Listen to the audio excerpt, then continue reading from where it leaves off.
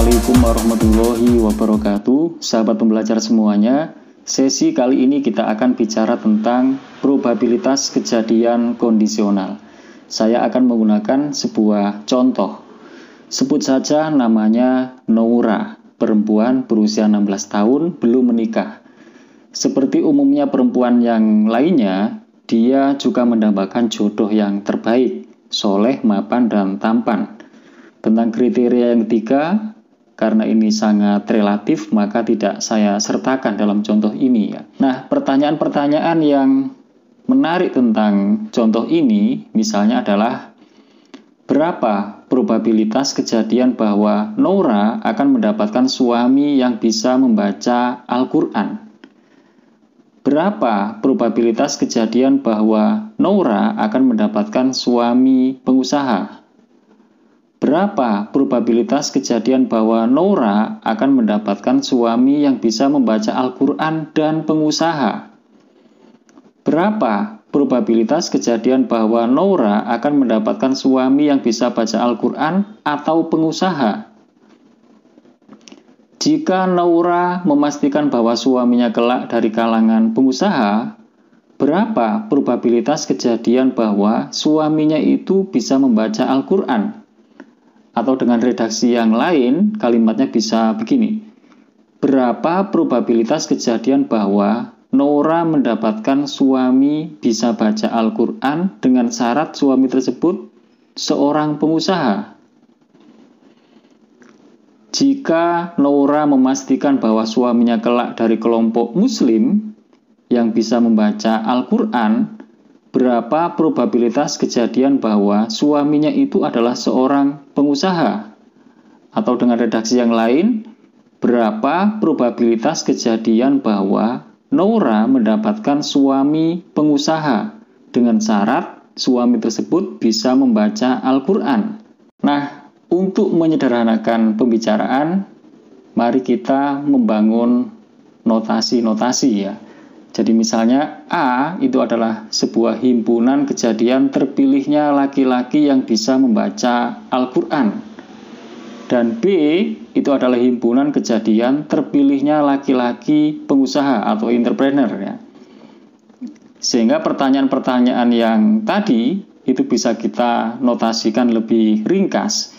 Jadi yang pertama, berapa probabilitas kejadian bahwa Noura akan mendapatkan suami yang bisa membaca Al-Quran?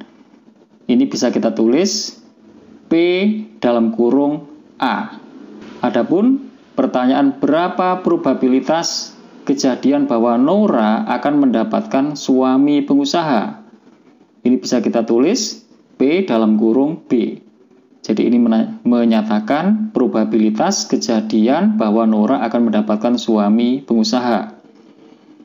Lalu pertanyaan yang ketiga, berapa probabilitas kejadian bahwa Noura akan mendapatkan suami yang bisa membaca Al-Quran dan pengusaha? Maka notasinya adalah P dalam kurung A irisan B. Sementara pertanyaan berapa probabilitas kejadian bahwa Noura akan mendapatkan suami yang bisa baca Al-Quran atau pengusaha? Ini bisa ditulis dengan notasi P dalam kurung A gabungan B. Dan pertanyaan jika Noura memastikan bahwa suaminya kelak dari kalangan pengusaha, berapa probabilitas kejadian bahwa suaminya itu bisa membaca Al-Quran? Atau dengan redaksi lain, berapa probabilitas kejadian bahwa Noura mendapatkan suami bisa baca Al-Quran dengan syarat suami tersebut seorang pengusaha? Itu bisa ditulis P dalam kurung A garis B ya. Jadi ini P probabilitas kejadian A dengan syarat B atau dengan kondisi B ya. Dan pertanyaan, jika Noura memastikan bahwa suaminya kelak dari kelompok Muslim yang bisa membaca Al-Quran, berapa probabilitas kejadian bahwa suaminya itu adalah seorang pengusaha? Atau redaksi lainnya adalah berapa probabilitas kejadian bahwa Noura mendapatkan suami pengusaha dengan syarat suami tersebut bisa baca Al-Quran? Itu bisa ditulis P dalam kurung B dengan syarat A ya. Jadi ada garis seperti itu menunjukkan kondisi ya, probabilitas kejadian B dengan kondisi A atau dengan syarat A. Nah, itu adalah notasi-notasinya. Selanjutnya adalah bagaimana kita akan menjawab pertanyaan-pertanyaan itu. Nah, ada beberapa hal yang perlu kita perhatikan ya. Jadi yang pertama adalah kajian probabilitas itu adalah selalu tentang sesuatu yang belum terjadi ya.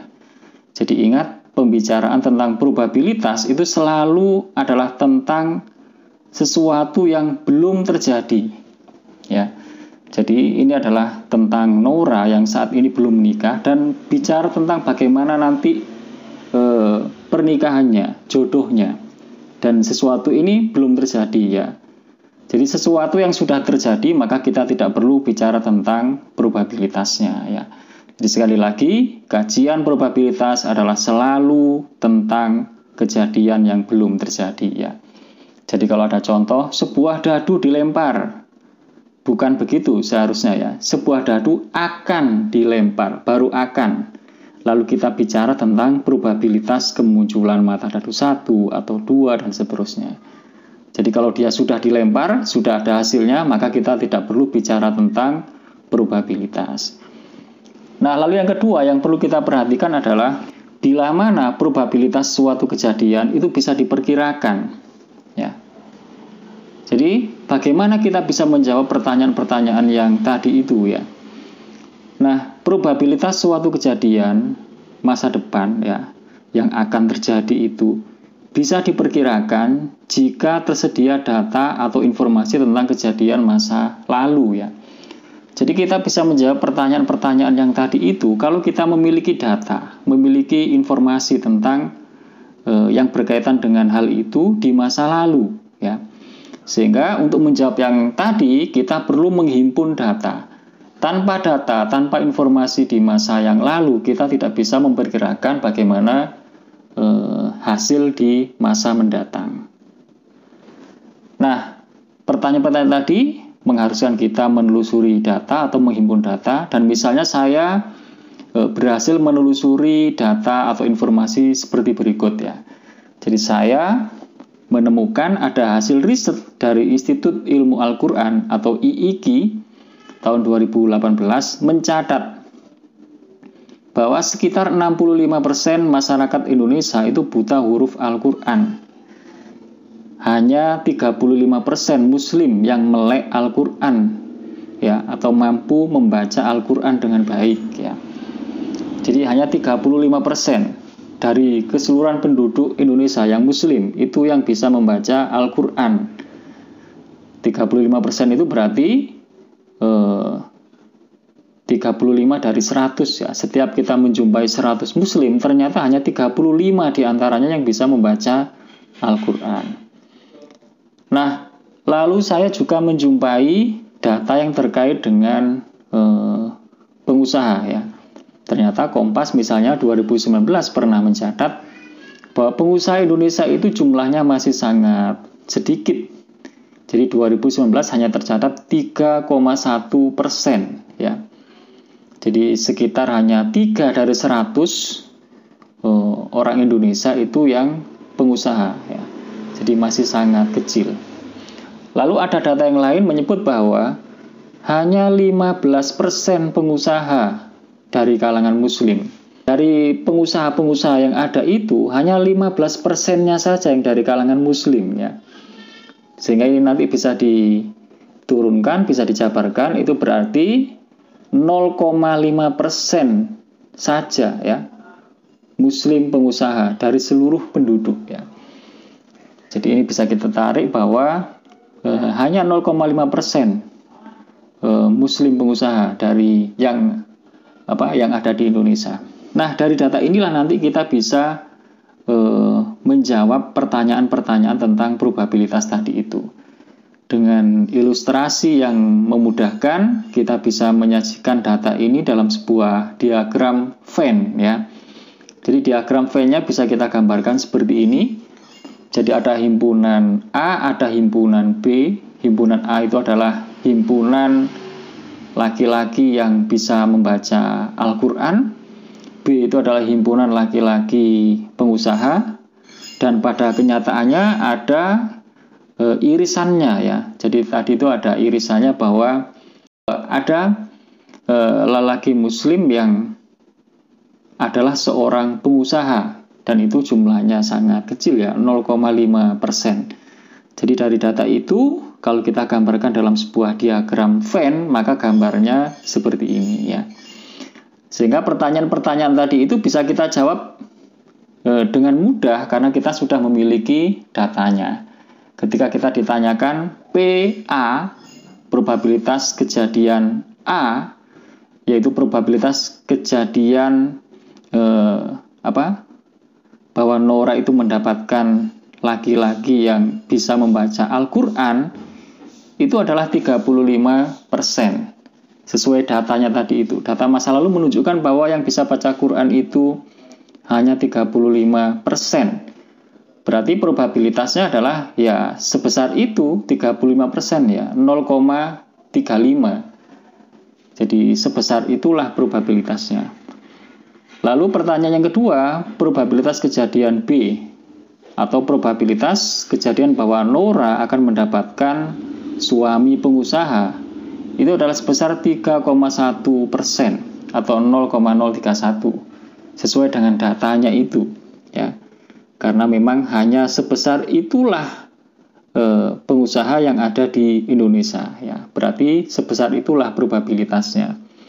Dan pertanyaan probabilitas A irisan B, atau probabilitas kejadian A dan B ya, yang itu artinya adalah probabilitas kejadian bahwa Nora mendapatkan laki-laki yang bisa membaca Al-Quran dan pengusaha ya, atau sekaligus pengusaha, itu adalah irisannya tadi itu yang ternyata hanya sebesar 0,5% atau 0,005. Nah, berikutnya adalah probabilitas A gabungan B. Jadi probabilitas bahwa Nora nanti akan mendapatkan laki-laki yang bisa membaca Al-Quran